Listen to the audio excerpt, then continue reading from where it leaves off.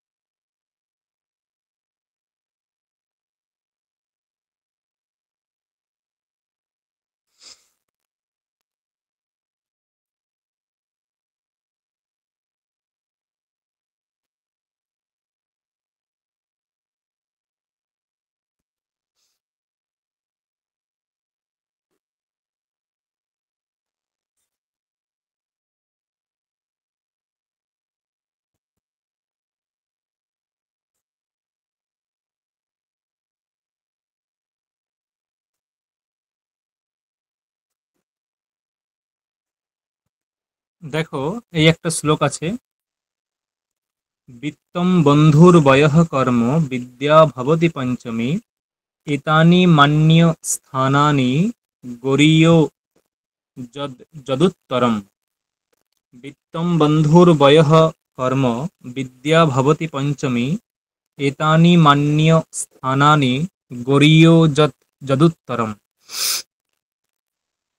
অর্থাৎ এই যে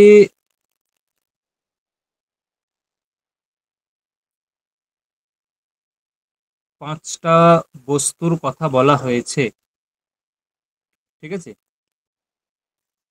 এই যে পাঁচটার কথা বলা হয়েছে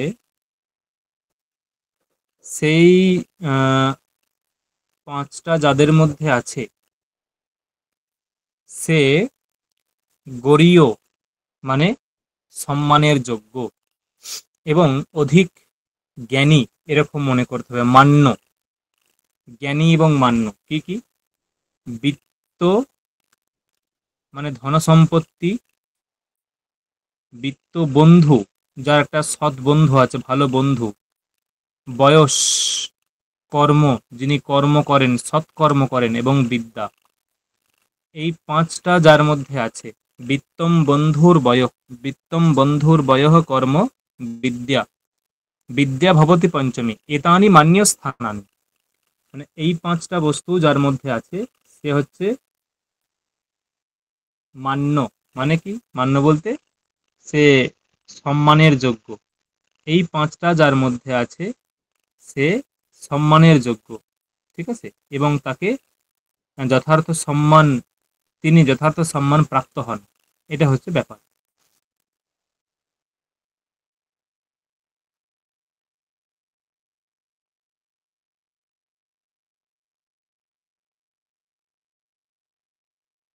হুম। পরে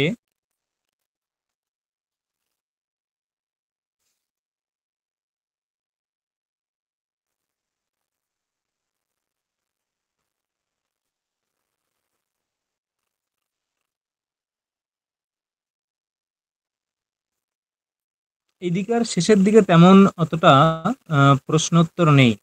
যেগুলো আমরা পড়লাম সেগুলো মোটামুটি হয়ে গেছে। এই যে আচার্য কাকে বলে, আচার্য কাকে বলে, ঠিক আছে, এখানে একটা আচার্যের লক্ষণ দেওয়া আছে দেখো। উপনীয়তু ইয়হ শিষ্যম বেদম অধ্যাপয়েদ দ্বিজः সংকল্পম সরহস্যঞ্চ তম আচার্যম প্রচক্ষতে। উপনীয়তু ইয়হ শিষ্যম বেদম অধ্যাপয়েদ দ্বিজः, মানে যিনি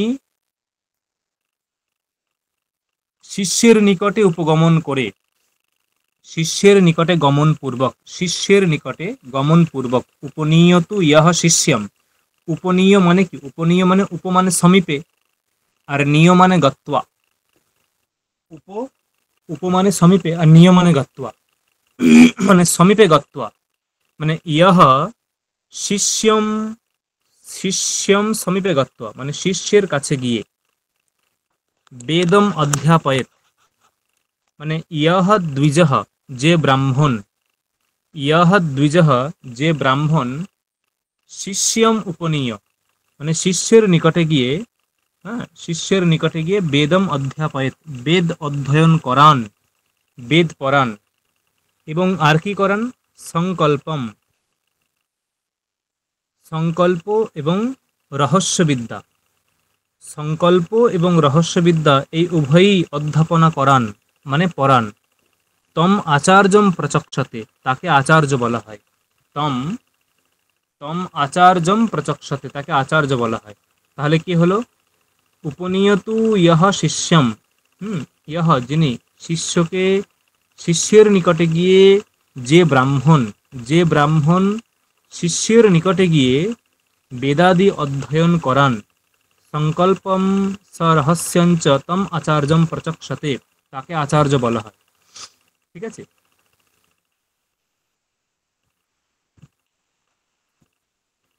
আচ্ছা, উপাধ্যায় কাকে বলে?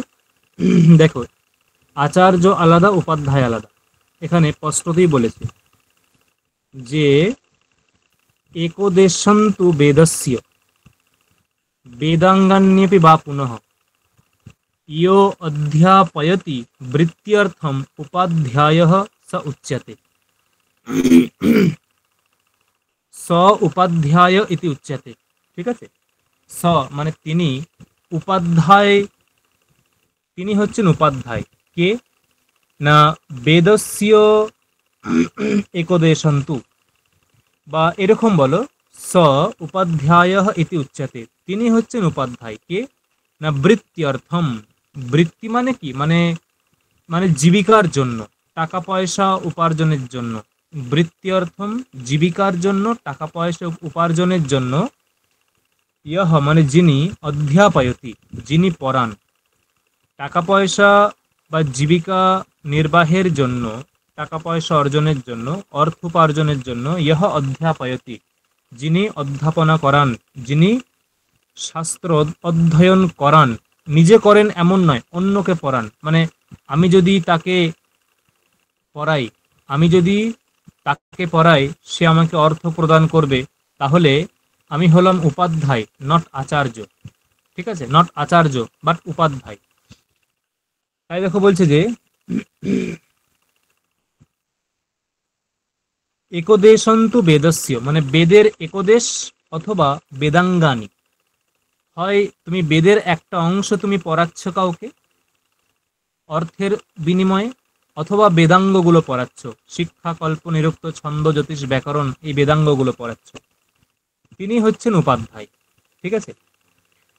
নিষেকাদীনি কর্মাণি ইয়ঃ করোত যথাবিধি সম্ভাবয়তি চ অন্যেন স বিপ্র গুরুরুচ্যতে।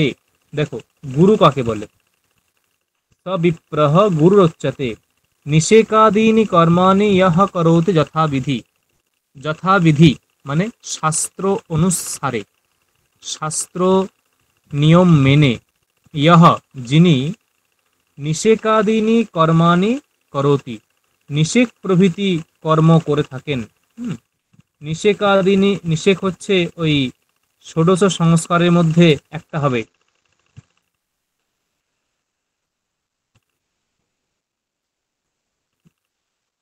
হুম, ঠিকই বললাম। নিষেক হচ্ছে গর্ভ সংস্কারের একটা।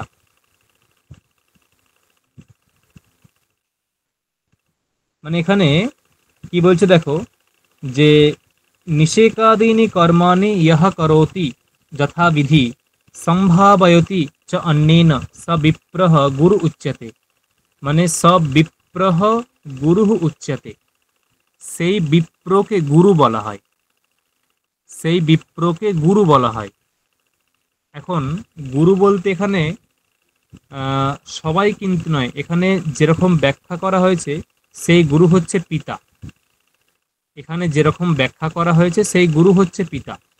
কারণ প্রথমেই বলেছে নিষেকাদীনি কর্মাণি ইয়ঃ করোতি যথাবিধি, ইয়ঃ যথাবিধি করোতি যিনি শাস্ত্র অনুসারে করেন, যথাবিধি যথা বিধান, শাস্ত্রে বিধান অনুসারে করেন কি নিষেকাদীনি কর্মাণি। নিষেকাদীনি কর্মাণি মানে হচ্ছে যে যে গর্ভধারণ প্রভৃতি কর্ম যিনি করেন, মানে পিতা তো আর গর্ভধারণ করেন না, তৎ তার জন্য সহায়তা করেন, অনুকূল কর্ম করেন, অনুকূল ক্রিয়া করেন, অর্থাৎ রেতঃ সংস্থাপন করেন। স্ত্রী গর্ভে রেতঃ সংস্থাপন করেন, এই যে এটা হচ্ছে নিষেক কর্ম। তাই বলছে ইহ যথাবিধি নিষেকাদিনী কর্মাণি করোতি, এবং অন্যেন, চান্যেন আছে, এটা এটা হবে অন্যেন, অন্য মানে অন্যের দ্বারা, অন্যের দ্বারা মানে ওই অন্ন প্রদান, অন্ন ব্যবস্থাপনের মাধ্যমে, সম্ভাবয়তি মানে পরিপালয়তি, ঠিক আছে, যে জন্ম নেবে, যে উৎপন্ন হবে, সে উৎপন্ন যে বালক, তাকে অন্যেন, অন্যের দ্বারা, সম্ভাবয়তি পরিপালয়তি, সেই যে বিপ্র, তিনি হচ্ছেন গুরু, মানে এখানে পিতাকে বলা হচ্ছে, ঠিক আছে, তিনি হচ্ছেন গুরু।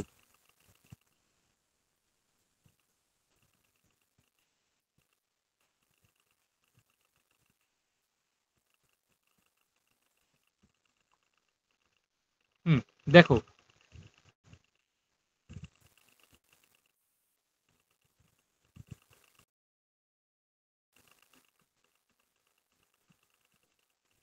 अग्न्याधेयं पाकयज्ञन् अग्निष्टोमादिकान् मखान् यः करोति वृतो यस्य तस्य ऋत्विग् ইহোচ্যতে। তস্য ঋত্বিক ইহোচ্যতে মানে তিনি হচ্ছেন ঋত্বিক। ঋত্বিককে অগ্ন্যাধেয় মানে অগ্ন্যাধান, যজ্ঞ করতে গেলে, বৈদিক যজ্ঞ করতে গেলে অগ্ন্যাধান করতে হয়, মানে অগ্নি স্থাপন করতে হয়। প্রথমে ওই কুণ্ডের মধ্যে অগ্নি স্থাপন করতে হয়, ঠিক আছে, কুণ্ডের মধ্যে অগ্নি স্থাপন করতে হয়। তিনটে কুণ্ড আছে, তিনটে বা পাঁচটা, বা তিনটি অগ্নি হয়, দক্ষিণাগ্নি, আহবনীয়াগ্নি এবং গার্হপত্যাগ্নি। আর দুটো আছে সভ্য অগ্নি এবং আবসথ্য অগ্নি, এই পাঁচ প্রকার অগ্নি আছে। এই পাঁচ প্রকার অগ্নিকুণ্ডে প্রথমে অগ্নি স্থাপন করতে হয়, সেটাকে বলা হয় অগ্ন্যাধান। এবং ব্রাহ্মণের অগ্ন্যাধান অবশ্য কর্তব্য, ঠিক আছে, এবং এটা শুধু ব্রাহ্মণের জন্য নয়, ত্রৈবর্ণিক সকলেই করতে পারে, ঠিক আছে। তাহলে অগ্ন্যাধেয়ম, সেই অগ্ন্যাধেয় যিনি করেন, পাকযজ্ঞ যিনি করেন, অগ্নিষ্টম যিনি করেন, মখান, মখ বলতে যজ্ঞ, মখ শব্দের অর্থ যজ্ঞ, ঠিক আছে। তাহলে কি বলছে না, অগ্নিষ্টম যজ্ঞ, পাকযজ্ঞ যিনি করেন, যিনি অগ্ন্যাধেয় করেন, তিনি হচ্ছেন ঋত্বিক, তিনি হচ্ছেন ঋত্বিক, ঠিক আছে। ঋত্বিক ইহোচ্ছেতে, অগ্ন্যাধেয়, পাকযজ্ঞ এবং অগ্নিষ্টমাদি যজ্ঞ যিনি করেন, তিনি হচ্ছেন ঋত্বিক। यः आवृणोति अवितथं ब्रह्मणा श्रवणाबभो स माता स पिता ज्ञेयस्तं न द्रुह्येत् कदाचन।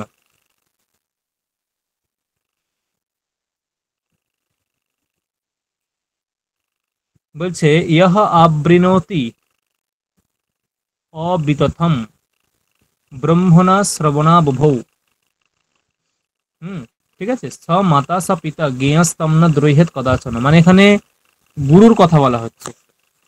যে গুরু তোমাকে যথাযথভাবে বেদাধ্যয়ন করান, যে গুরু তোমাকে যথাযথভাবে বেদাধ্যয়ন করান, সেই গুরুকে ন দ্রুহেত কদাচন, সেই গুরুকে তুমি কখনো দ্রোহ করবে না, তার উদ্দেশ্যে তুমি কখনো মানে তাকে তুমি কখনো মানে তার প্রতি তুমি কখনো বিরোধ আচরণ করবে না, ঠিক আছে, দরকার নেই এটা, আমরা যেগুলো দরকার পড়লাম।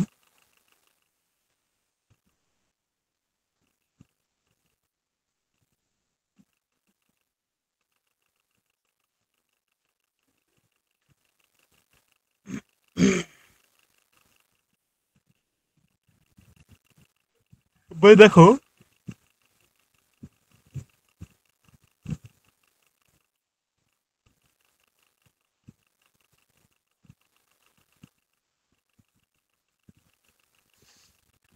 কি বলছে, দেখো, বাবার থেকে যে মা অধিক গুণসম্পন্না, শাস্ত্রে তার প্রমাণ। মানে পিতা অপেক্ষা মাতা অধিক গুণসম্পন্না, শাস্ত্রে তার প্রমাণ। মানে আমরা হয়তো এমনি মুখে মুখে বলি যে বাবার থেকে মা বড়, কিন্তু তার প্রমাণ এখানে দেখো, মনুসংহিতা। এই মনুসংহিতা কেউ যদি 12টা অধ্যায় সম্পূর্ণ পড়তে পারে, আমরা যে সমস্ত আচার আচরণ করি, অনেক কিছু মুখে মুখে প্রচারিত আছে আমাদের, যে আমরা এটা আহ, এটা যে এটা করণীয়, এটা করণীয় নয়। যদি মনুসংহিতা এগুলো যদি মানে 12টা অধ্যায় মন দিয়ে পড়ি, দেখবে প্রত্যেকটা কথা শাস্ত্রের কথা। এবং মনুসংহিতা তার প্রথম, মানে একটা প্রামাণ্য গ্রন্থ মনুসংহিতা।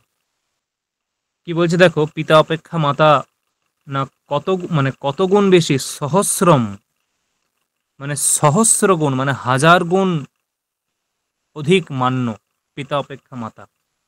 ঠিক আছে। উপাধ্যায়ান 10 আচার্য, মানে 10 উপাধ্যায়ান আচার্য, মানে 10 জন উপাধ্যায়ের থেকে একজন গৌরবেন অতিরিচ্যতে, মানে প্রত্যেকটার সঙ্গে অন্যায় হবে গৌরবেন অতিরিচ্যতে। মানে 10 উপাধ্যায়ান মানে আচার্য, ঠিক আছে। আচার্য মানে একহ আচার্য, একজন আচার্য। 10 উপাধ্যায়ান 10 জন উপাধ্যায়কেও গৌরবেন অতিরিচ্যতে, মানে গৌরবের দিক থেকে অতিক্রম করে। মানে 10 জন উপাধ্যায়ের সমান হচ্ছে একজন আচার্য। আচার্য মানে একহ আচার্য 10 উপাধ্যায়ান, 10 জন উপাধ্যায়কেও গৌরবেন অতিরিচ্যতে, গৌরবের দিক থেকে অতিক্রম করে। আচার্যানাম শতম পিতা, আচার্যানাম শতম পিতা, এবং 100 জন আচার্য অপেক্ষা পিতা গৌরবেন অতিরিচ্যতে। মানে 100 জন আচার্যের যা মানে গুণ, গরিমা, প্রভাব, সেটা একজন পিতার মধ্যে থাকে। মানে একজন পিতা ইজ ইকুয়াল টু 100 জন আচার্য। সহস্রম তু পিতৃন মাতা, মানে সহস্রম তু পিতৃন মানে আহ, সহস্রম পিতৃন মানে 1000 জন পিতাকেও মাতা, একজন মাতা গৌরবেন অতিরিচ্যতে।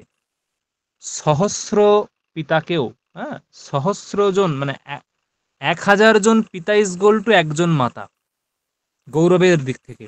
সহস্রম তু পিতৃন মাতা গৌরবেন অতিরিচ্যতে। বোঝা গেল কি বললাম? বোঝা গেল?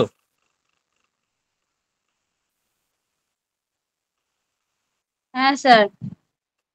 তার মানে উপাধ্যায় অপেক্ষা আচার্য শ্রেষ্ঠ, এটাও মাথায় রাখতে হবে। উপাধ্যায় অপেক্ষা আচার্য শ্রেষ্ঠ, আচার্য অপেক্ষা পিতা শ্রেষ্ঠ, পিতা অপেক্ষা মাতা শ্রেষ্ঠ। ঠিক আছে।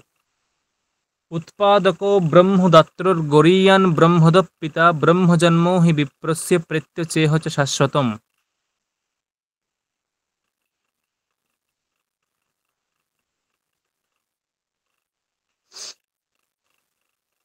লাগবে না? कामान् माता पिता चैनं जद उत्पादयतो मिथः सम्भूतिं तस्य तां विद्यात् यत् योनो अविभाजयत्, यत् योनो अवोभिजायते, यत् यद् जोनो अभिजायते, सॉरी, यत् योनावोभिजायते, अभिजायते।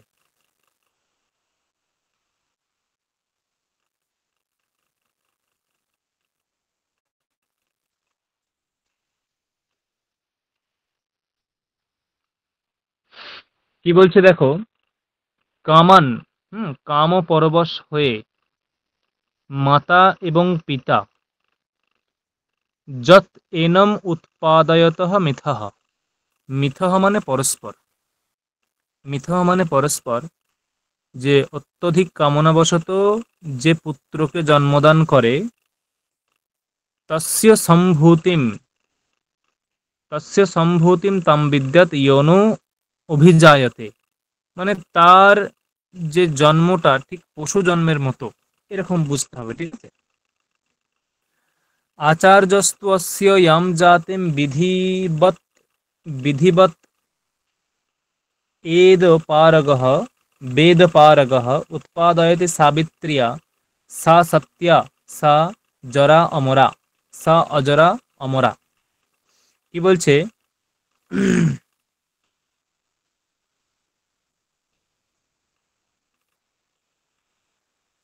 মানে এখানে বক্তব্য হচ্ছে যে আচার্য যদি বালককে যথাশাস্ত্র ক্রিয়াকলাপ করান, আচার্য যদি বালকের প্রতি যথাশাস্ত্র ক্রিয়াকলাপ, যথাশাস্ত্র ক্রিয়াকলাপ মানে উপনয়ন সংস্কার, কেশান্ত সংস্কার, নামকরণাদি, জাতক কর্ম, এইগুলো যদি যথাশাস্ত্র করান মানে শাস্ত্রবিধি অনুসারে করান, তাহলে সেটাই হবে ব্রহ্মপ্রাপ্তির উপায়। তাই দেখো বলছে যে আচার্যস্তু অস্য ইয়াম জাতিম বিধিবৎ বেদ পারগঃ, বেদ পারগঃ আচার্যঃ। বেদ পারগঃ মানে বৈদিক তত্ত্বে যিনি পারঙ্গম, বৈদিক তত্ত্বে বা বেদ বেদ বিশারদ, বেদ শাস্ত্র বিশারদ, ঠিক আছে, বেদ শাস্ত্র বিশারদ এমন যে আচার্য, যে আচার্য ইয়াম জাতিম বিধিবৎ উৎপাদয়তি, ইয়াম জাতিম মানে ইয়াম জাতিম বলতে মানে ওই যে অন্নপ্রাশন বা কেশান্ত সংস্কার বা উপনয়ন বিধির সময়ে ইয়াম জাতিম উৎপাদয়তি, যে জাতিটা উৎপন্ন করে, যে জাতিটা উৎপন্ন করে, সাবিত্রিয়া মানে সাবিত্রী মন্ত্রের মাধ্যমে, সাবিত্রী মন্ত্র প্রদান করে, হ্যাঁ, সাবিত্রী মন্ত্র প্রদান করে আচার্য যে যে জাতি উৎপন্ন করে, ইয়াম জাতিম বিধিবৎ উৎপাদয়তি সা সত্যা সা অজরা সা অমরা, সেটাই হচ্ছে প্রধান জাতি। কোন একজন ব্রাহ্মণ বালকের ক্ষেত্রে সেটাই হচ্ছে প্রধান জাতি, এবং সেটাই কি করে, সেই জাতিটাই কি করবে না, সেই জাতিটাই তোমাকে ব্রহ্মপ্রাপ্তির দিকে নিয়ে যাবে। হুম,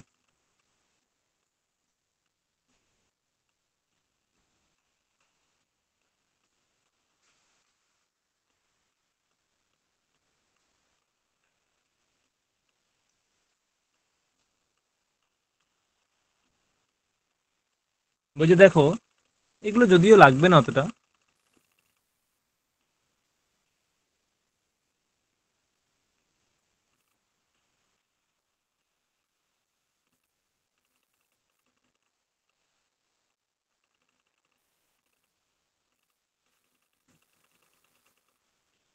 দেখো কি বলছে, যে ব্রাহ্মণস্য জন্মনঃ কর্তা, সরি, ব্রাহ্মস্য জন্মনঃ কর্তা স্বধর্মস্য চ শাসিতা বালোপি বিপ্র বৃদ্ধস্য পিতা ভবতি ধর্মতঃ। বলছে ব্রাহ্মস্য জন্মনঃ কর্তা মানে ওই যে ব্রাহ্মণের যে উপনয়ন সংস্কার হয়,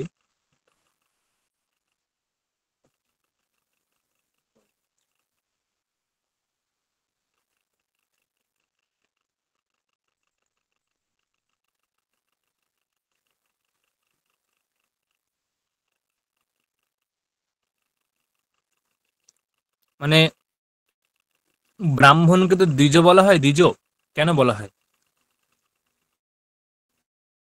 দুবার জন্ম বলা হয়, একবার মাতৃগর্ভে জন্ম, একবার উপনয়ন সংস্কার থেকে জন্ম। একবার মাতৃগর্ভে জন্ম, একবার উপনয়ন সংস্কার থেকে জন্ম, দুবার জন্ম। ওই যে উপনয়ন সংস্কার থেকে জন্ম, ওটাকে বলা হয় ব্রাহ্ম জন্ম। উপনয়ন সংস্কার থেকে যে জন্ম, সেটাকে বলা হয় ব্রাহ্ম জন্ম, ঠিক আছে, ব্রাহ্ম জন্ম। তাই দেখো যে ব্রাহ্মস্য জন্মনঃ কর্তা মানে ব্রাহ্ম জন্মের যিনি কর্তা। এখন সেই বিপ্র মানে আচার্য ছাড়া উপনয়ন হবে না, তাই না? আচার্য ছাড়া উপনয়ন হবে না। যিনি জ্ঞানী ব্রাহ্মণ আচার্য, তিনি ছাড়া উপনয়ন হবে না, কারণ মন্ত্রপাঠ যথাবিধি শাস্ত্র অনুসারে করা ইত্যাদি সেগুলো আচার্য লাগবে। তিনি হচ্ছেন যিনি আচার্য হয়ে ব্রাহ্মণের উপনয়ন সংস্কার সঠিকভাবে করান, তিনি হচ্ছেন ব্রাহ্মজন্মের কর্তা। কারণ তিনি না হলে উপনয়নই হবে না, উপনয়ন না হলে আর একবার জন্ম হবে না। ব্রাহ্মণদের দুবার জন্ম, একটা হচ্ছে মাতৃগর্ভ থেকে, একবার হচ্ছে উপনয়ন থেকে। তাহলে যে ব্রাহ্ম জন্মের কর্তা হচ্ছেন না। আর স্বধর্মস্য যে শাসিতা, স্বধর্মস্য, স্বধর্মস্য সাথে মানে মানে যিনি ব্রাহ্মণ তাকে বেদ অধ্যয়ন করতে হয়, আহ্নিক করতে হয়, বেদ অর্থ সহ জানতে হয়। এই যে স্বধর্ম, এগুলো হচ্ছে ব্রাহ্মণের ধর্ম, এইগুলো হচ্ছে ব্রাহ্মণের ধর্ম। এগুলো শাসিতা, যিনি শিখিয়ে দেন, যিনি বলে দেন যে এগুলো তোমার কর্তব্য, করণীয়, এগুলো করবে, এইটা হচ্ছে ব্রাহ্মণস্য ধর্ম। এবং ব্রাহ্মণ ধর্মের যে শাসনকর্তা সেই আচার্য, তিনি বালোপি, তিনি যদি বালক হন, তিনি যদি বয়সে ধরো একজনকার বয়স 70, আর যিনি ব্রাহ্মণ বালক তার বয়স হয়তো 20, সে এইসব ব্রাহ্ম জন্ম দিচ্ছেন, উপনয়ন সংস্কার করাচ্ছেন এবং বেদ পড়াচ্ছেন, তাহলে তিনি যদিও বালক, ওই 70 বয়সী ব্যক্তির দৃষ্টিতে এই 20 বয়সের ব্রাহ্মণ যদিও বালক, তথাপি পিতা সেই 20 বছরের বালককেই পিতার ন্যায় সম্মান করতে হবে। এটা হচ্ছে বক্তব্য।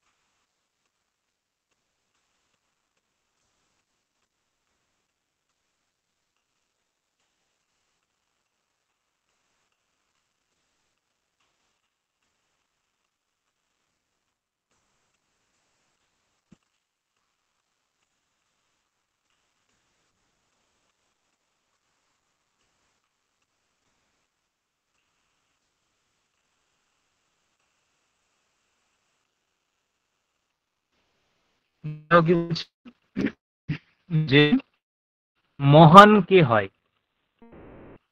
মহান কে হয়, বলছে মানে ধন সম্পত্তির দ্বারা কেউ মহান হয় না।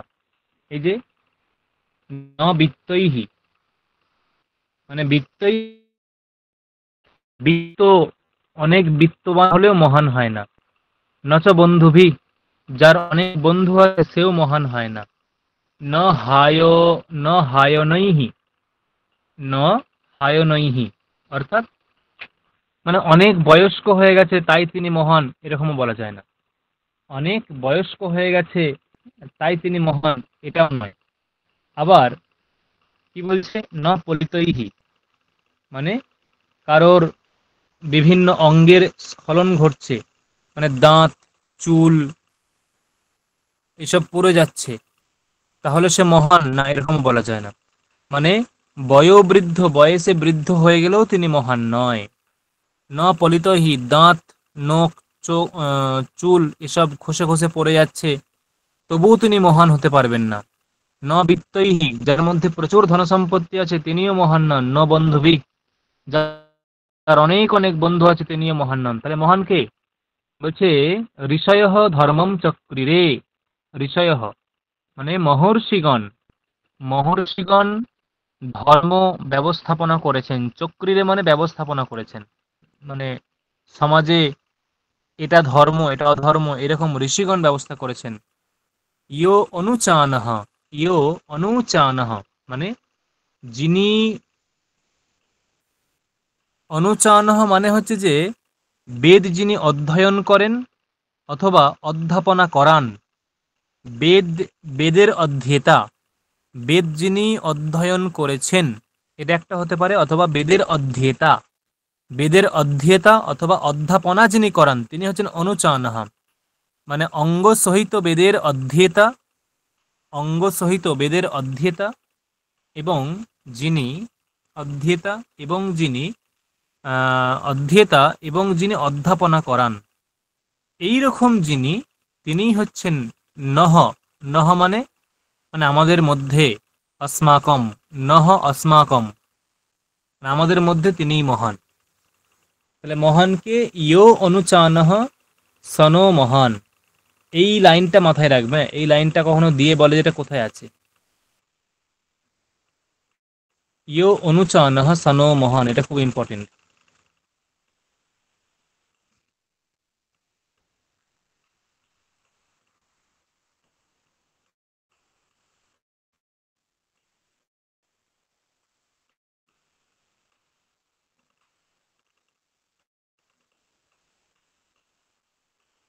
দেখো বলছে যে কে কখন শ্রেষ্ঠ হয়, মানে চারটে বর্ণ আছে, ব্রাহ্মণ, ক্ষত্রিয়, বৈশ্য, শূদ্র। এই চারটি বর্ণের লোকেরা কারা কোন সময়ে শ্রেষ্ঠ হয়, কেন তারা শ্রেষ্ঠ হয়? বলছে জ্ঞানতঃ, মানে ধরো অনেক ব্রাহ্মণ আছে, অনেক ব্রাহ্মণ, একটা গ্রামে 100 জন ব্রাহ্মণ আছে, তাহলে ওদের মধ্যে কি সবাই শ্রেষ্ঠ? না, সবাই শ্রেষ্ঠ নয়। তাহলে কে শ্রেষ্ঠ হবে? জ্ঞানতঃ, যিনি অধিক জ্ঞানী তিনিই শ্রেষ্ঠ। তাই দেখো বলছে যে ব্রাহ্মণা বিপ্রাণম জ্ঞানতঃ, বিপ্রাণম জ্ঞানতঃ জ্যেষ্ঠম, মানে বিপ্ররা মানে ব্রাহ্মণরা হচ্ছে জ্ঞানতঃ জ্যেষ্ঠম, মানে যে জ্ঞানের দিক থেকে তারা যত জ্ঞানী ততই শ্রেষ্ঠ। ক্ষত্রিয়ানাম বীর্যতঃ, যারা ক্ষত্রিয় তারা কেন শ্রেষ্ঠ হবে? তারা পরাক্রমের জন্য শ্রেষ্ঠ। 100 জন 100 জন ক্ষত্রিয় আছে, সবাই কি শ্রেষ্ঠ? না, ওদের মধ্যে যে বেশি পরাক্রমী, যে অধিক পরাক্রমী, সে হচ্ছে শ্রেষ্ঠ। তাই বলছে বিপ্রাণাম জ্ঞানত শ্রেষ্ঠম, ক্ষত্রিয়ানাম বীর্যতঃ, বৈশ্যানাম ধান্য ধনতঃ। আর যারা বৈশ্য তারা কেন শ্রেষ্ঠ? তারা প্রচুর পরিমাণে ধান প্রভৃতি উৎপন্ন করে, মানে ধান্যাদি উৎপাদনের মাধ্যমে ধনলাভ করে। ধান্যাদি ধান্যাদি ধন লাভের, মানে ধান্যাদি উৎপাদনের মাধ্যমে ধনপ্রাপ্তি ঘটে, ধনলাভ করে, সেই জন্য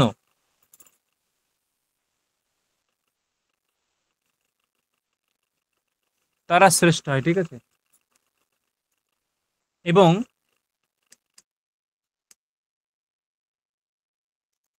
যারা শূদ্র, শূদ্রাণাম এব জন্মতঃ, মানে যারা শূদ্র তারা কিভাবে শ্রেষ্ঠ হয় না, জন্মতঃ, তাদের যত বয়স বেশি হয় সেই অনুযায়ী শ্রেষ্ঠ হয়।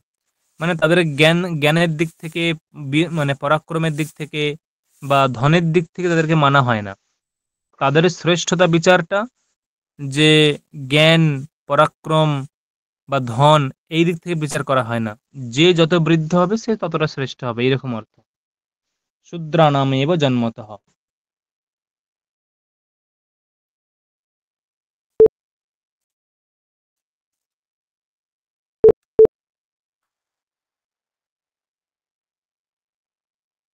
নতে বৃদ্ধো ভবতি येनस्य पलितं शिरः, यो वै युवाप्यधीयानस्तं देवाः স্থবিরম বিদুঃ।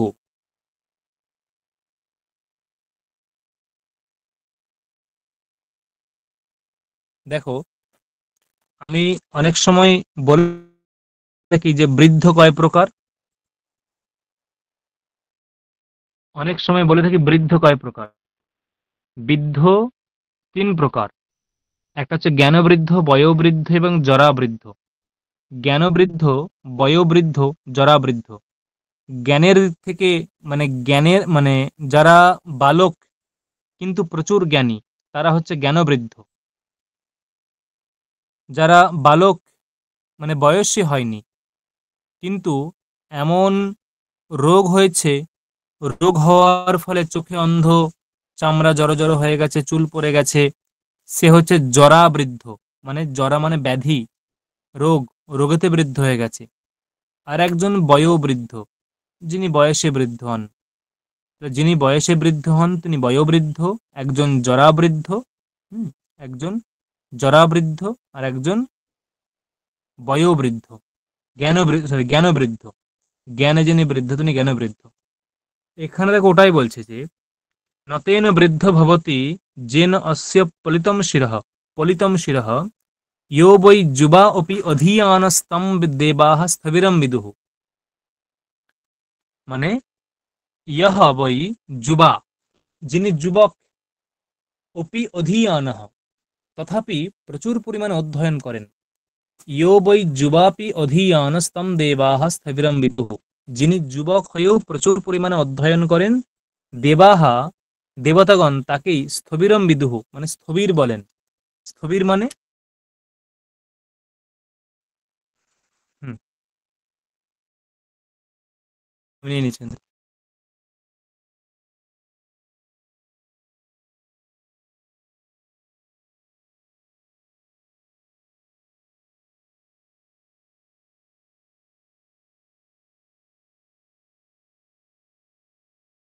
আহ, এবং কথা বলেন।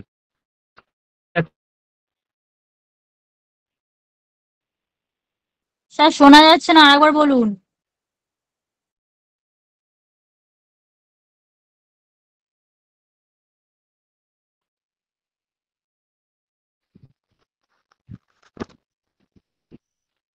এখন শোনা যাচ্ছে? সুপ্রীতি, শোনা যায়? স্যার শোনা যাচ্ছে, এবার শোনা যাচ্ছে। বললাম যে যারা যুবক হয়েও প্রচুর পরিমাণে পড়াশোনা করেন তারাই হচ্ছে প্রকৃত বৃদ্ধ, মানে দেবতারা সেটাই বলে থাকেন। হুম,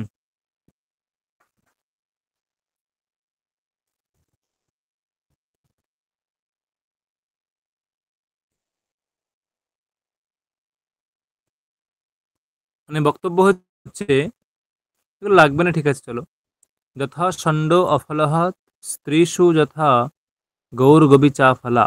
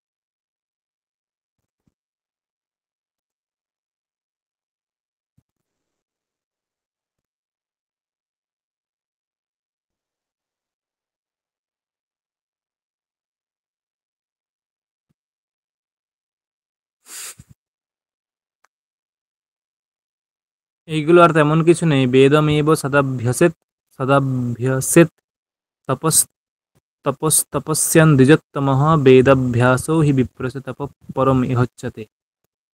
দেখো বলছে যে বেদম এব সদা অভ্যসেত তপঃ তপস্যান দ্বিজোত্তমঃ বেদাভ্যাসো হি বিপ্রস্য তপঃ পরম ইহোচ্যতে।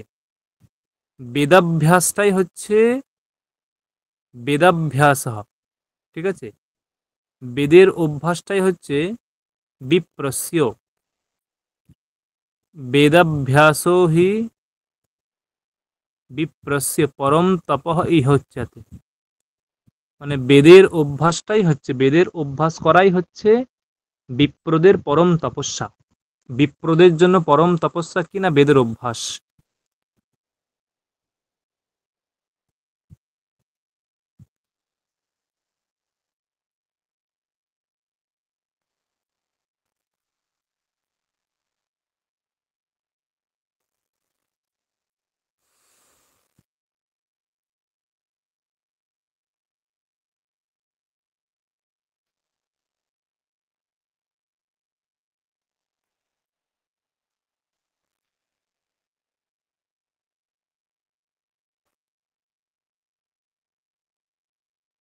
দেখো কি বলছে,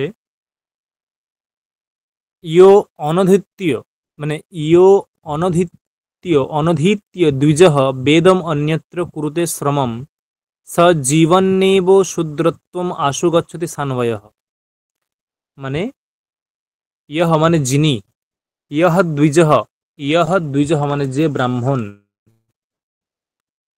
ইয়হ দ্বিজः যে ব্রাহ্মণ, বেদম অনধিত্যীয় মানে বেদ অধ্যয়ন না করে, বেদম অনদ্বিতীয় বেদ অধ্যয়ন না করে শ্রমম কুরুতে অন্যত্র, অন্যত্র মানে অন্যান্য শাস্ত্রে, অন্যত্র অন্যান্য শাস্ত্রে পরিশ্রম করেন, অন্যান্য শাস্ত্রে পরিশ্রম করেন, সজীবন নেব তিনি জীবিত অবস্থাতেই, সজীবন নেব জীবিত অবস্থাতেই শূদ্রত্বম আশু গচ্ছতি সেই ব্রাহ্মণও জীবিতাবস্থায় শূদ্রত্ব প্রাপ্ত হয়।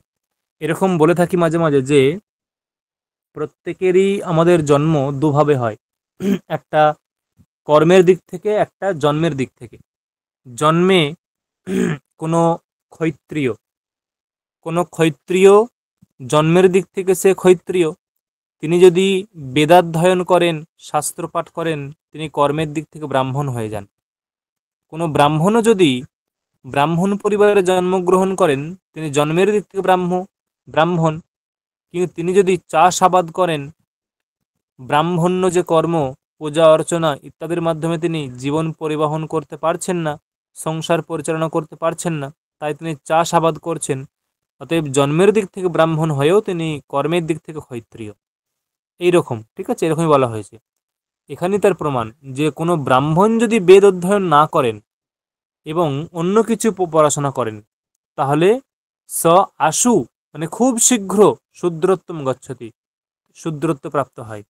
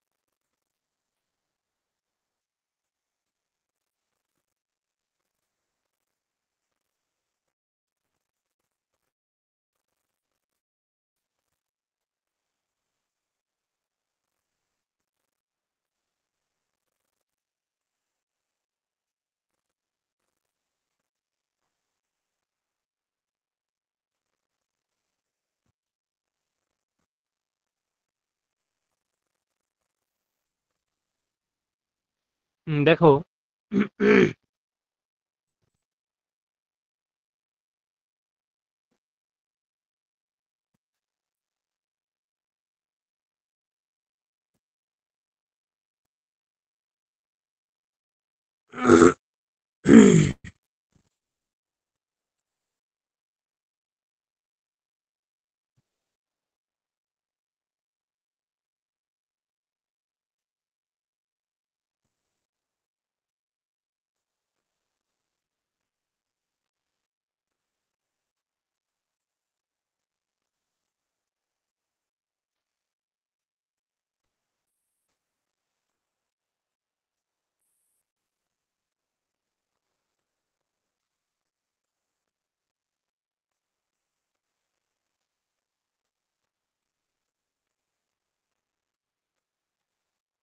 যিনি ব্রহ্মচারী হবেন, যিনি ব্রহ্মচারী হবেন, গুরুগৃহে থেকে যিনি শাস্ত্র অধ্যয়ন করবেন, পড়াশোনা করবেন, তার কি কি কর্তব্য, যিনি ব্রহ্মচারী হবেন এবং যিনি গুরুগৃহে থেকে শাস্ত্র অধ্যয়ন করবেন, তার কি কি কর্তব্য, মানে কর্তব্য নয়, তিনি কি কি বর্জন করে চলবেন, তিনি কি কি বর্জন করে চলবেন তার একটা লিস্ট দেওয়া আছে, যে এইগুলো তিনি বর্জন করবেন।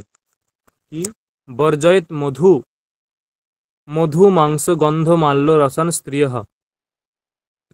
মানে মধু মাংস, মধু খাওয়া চলবে না, মাংস খাওয়া চলবে না, গন্ধ দ্রব্য খাওয়া চলবে, নেওয়া চলবে না, মাল্য মালা নেওয়া চলবে না, রস, রস রস মানে কি ওই যে ড্রিঙ্ক, লাইক ড্রিঙ্কস এরকম কোনো সুরা এরকম নেওয়া চলবে না, এবং স্ত্রীও মানে স্ত্রী সম্ভোগ করা চলবে না। এইগুলো একজন ব্রহ্মচারীর ক্ষেত্রে বর্জনীয়। এইগুলো একজন ব্রহ্মচারীর ক্ষেত্রে বর্জনীয়। ঠিক আছে?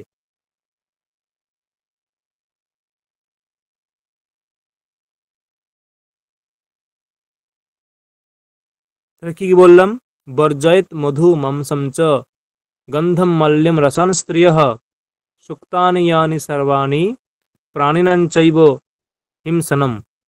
মানে মধু, মাংস, গন্ধ, মাল্যদ্রব্য, রস এবং ড্রিঙ্ক, সুরা ইত্যাদি, এবং স্ত্রিয়ঃ স্ত্রী সম্ভোগ এইগুলো করা চলবে না বা গ্রহণ করা চলবে না ব্রহ্মচারী ক্ষেত্রে।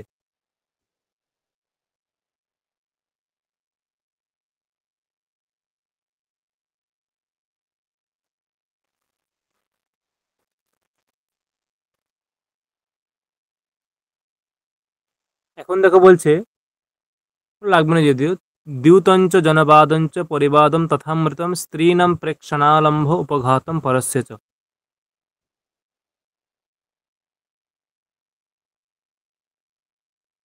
এবং আরো বলছে, দূতম চ জনবাদঞ্চ পরিবাদম চ তথা নৃতম স্ত্রীণাম প্রেক্ষণালম্ভম উপঘাতম পরস্য চ। দ্যুত মানে দ্যুত ক্রীড়া। দ্যুত ক্রীড়া কার জন্য নিষিদ্ধ? দ্যুত ক্রীড়া কার জন্য নিষিদ্ধ? না ওই ব্রহ্মচারীর জন্য নিষিদ্ধ। ব্রহ্মচারী, তার জন্য দ্যুত ক্রীড়া নিষিদ্ধ। জনবাদ, জনবাদ অর্থাৎ লোকের সঙ্গে ঝগড়া করা। জনবাদ, হ্যাঁ, লোকের সঙ্গে ঝগড়া করা, এটা হচ্ছে ব্রহ্মচারী নিষিদ্ধ। এবং পরিবাদ, পরিবাদ বলতে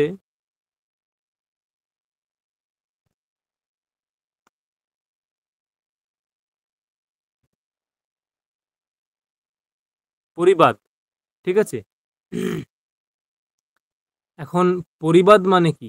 পরিবাদ মানে আমার কারোর সঙ্গে হিংসা আছে, সেই হিংসাবশত ওর গুণটাকেও আমি দোষ রূপে দেখাচ্ছি।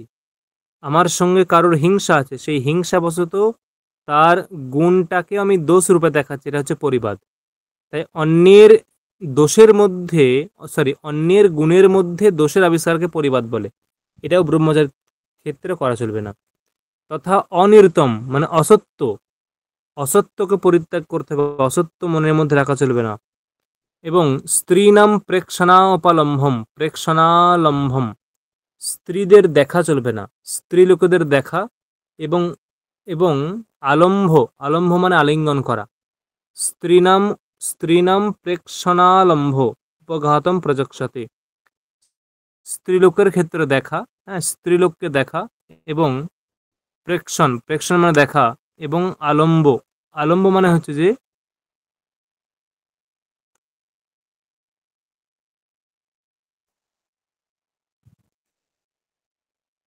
হুম, আলম্ব মানে হচ্ছে আলিঙ্গন করা চলবে না। এইগুলো হচ্ছে ব্রহ্মচারীর ক্ষেত্রে বর্জনীয়।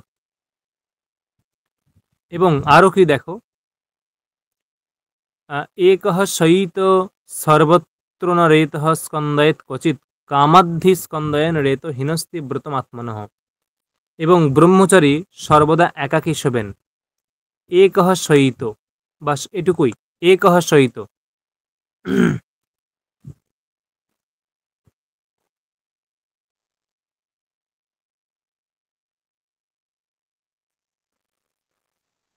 একহ শয়িত মানে একাকী শয়ন করবেন ব্রহ্মচারী। সর্বত্র, সর্বত্র একহ শয়িত মানে সব জায়গাতেই একা একই শোবেন। এবং ক্বচিৎ কখনো রেতহ ন স্কন্দয়েত, হ্যাঁ, ক্বচিৎ মানে কখনোই, রেতহ রেতস্খলন করবেন না, ঠিক আছে? নিজের শক্তি নষ্ট করবেন না। ক্বচিৎ কখনোই রেতস্খলন করবেন না, হ্যাঁ, নিজের শক্তি নষ্ট করবেন না। এবং যদি এরকম করে তাহলে নিজের ব্রহ্মচর্য নষ্ট হয়ে যায়। যদি এরকম করা হয় নিজের ব্রহ্মচর্য নষ্ট হয়ে যায়, এটা হচ্ছে বক্তব্য। স্বপ্নে সিক্ত্বা ব্রহ্মচারী দ্বিজে শুক্রম অকামতঃ স্মার্তা কর্ম চরিত স্মার্তা অর্ক মর্চয়িত্বা ত্রিহি পুনর মাম ইত্যচ্যৃতম জপেত। লাগবে না। উদকুম্ভম সুমনসো গোশকৃন্মৃত্তিকাকুশান আহরেত যাবদর্থানি ভৈক্ষঞ্চাহর, লাগবে না, বেদ যজ্ঞৈরহনীনাম প্রশস্তানাম সকর্মসু ব্রহ্মচার্যা হরেদ ভৈক্ষম গৃহেভ্যো, লাগবে না, গুরুকুলে নভিক্ষেত ন জ্ঞাতি কুলবন্ধুষু অলাভে তু অন্য গেহানাম পূর্বম পূর্বম বিবর্জয়েৎ।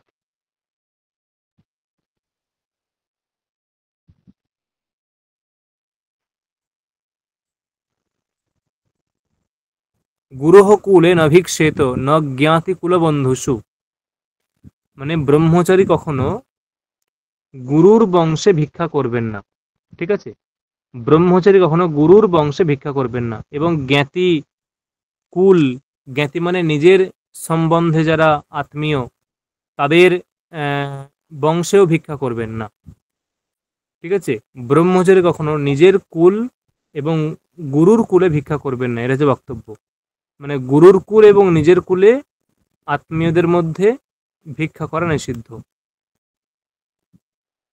সর্বম বাপি চরত গ্রামম পূর্বোক্তানাম অসম্ভবে নিয়ম্য প্রয়ত,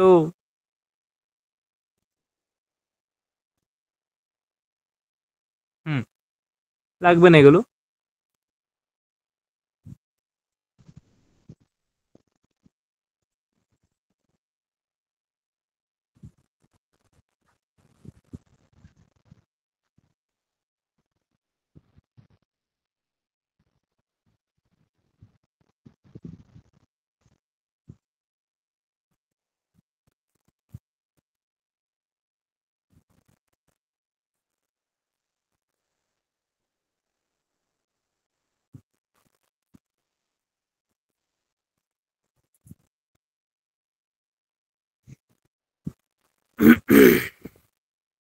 ব্রাহ্মণস্যৈব কর্মৈতৎ উপদিষ্টম মনীষিভিঃ রাজন্যবৈষয়স্যৈব নৈব কর্ম বিদ্যতে চোদিত গুরুণা নিত্যম অপ্রচোদিত এব বা কুর্যাৎ অধ্যয়নে যত্নম আচার্যস্য হিতেষু চ।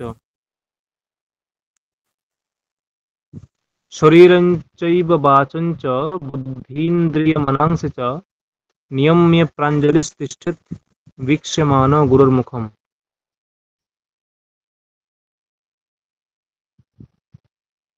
নিত্যম উদ্ধৃতপানি স্যাৎ সাধ্বাচারः সুসংযতः अस्यतम इति চোক্তः,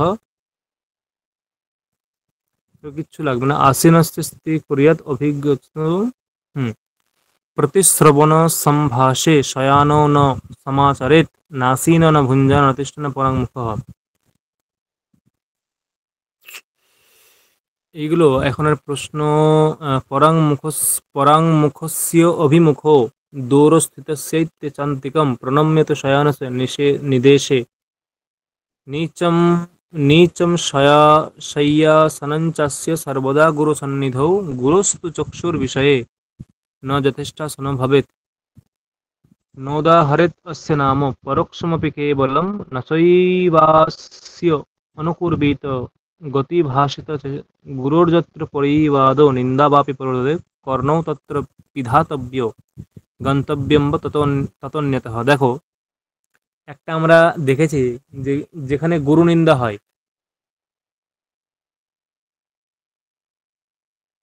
যেখানে গুরু নিন্দা হয় সেখানে থাকতে নেই, এরকম আমরা শুনি, তাই তো, গুরু নিন্দা স্থলে থাকতে নেই, ঠিক আছে। দেখো এইটা সেখানে বলছে যে গুরুর যত্র পরিবাদ নিন্দাবাপি প্রবর্ততে কর্ণৌ তত্র পিধাতব্য গন্তব্যম বা ততন্যতঃ, মানে গুরুর যত্র পরিবাদ, মানে যেখানে গুরু নিন্দা প্রবর্তিত হয়, যেখানে গুরু নিন্দা প্রবর্তিত হয় সেখানে কর্ণৌ তত্র পিধাতব্য, সেখানে কানগুলোকে বন্ধ করতে হয়, কর্ণদ্বয়কে পিধাতব্য মানে বন্ধ রাখতে হয়, ঠিক আছে, এবং অথবা গন্তব্যম বা ততন্যতঃ অথবা অন্যত্র চলে যেতে হয়, মানে গুরু নিন্দা শ্রবণ করতে নেই। আচ্ছা, আজকে এতটাই থাক, ঠিক আছে।